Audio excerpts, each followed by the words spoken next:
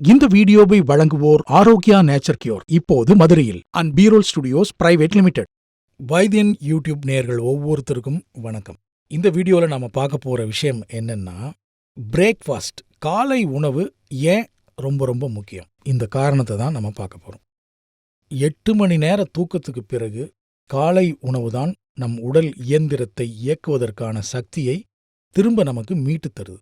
காலை மணி 6லிருந்து 9க்குள்ள நமது உடலில் கிட்னியின் மேல் பாகத்தில் உள்ள நாளமில்லா சுரப்பிகள்ல சுரக்கிற கார்டிசால் என்னும் ஹார்மோனின் அளவு அதிகமாக இருக்கும்.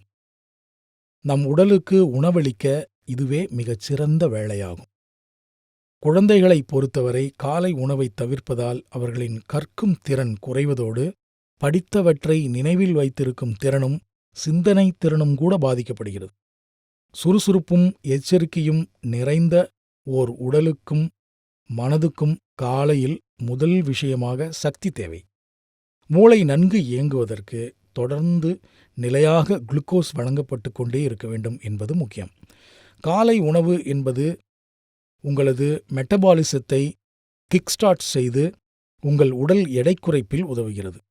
அப்படி அதை தவிர்க்கும் பட்சத்தில் உபரியாக அதிக cup coffee, tea, bajji, bonda, vada என்று எதையாவது சாப்பிடச் சொல்லும். இதுல ஊட்டச்சத்து இல்லை என்பதோடு உடலை இவை பருமனாகவும் ஆக்கும். காலை உணவுக்குப் பின் குறைவாக சாப்பிட்டு உங்கள் மெட்டபாலிசத்தை அதிகமாக்கிக் கொண்டால் உடலில் கொழுப்பை எரிக்க உதவும். மிக நல்ல காலை உணவு என்பது கார்போஹைட்ரேட்ஸ், புரதம் மற்றும் மிகச் சிறிய அளவில் கொழுப்புச்சத்து சேர்ந்ததாகும்.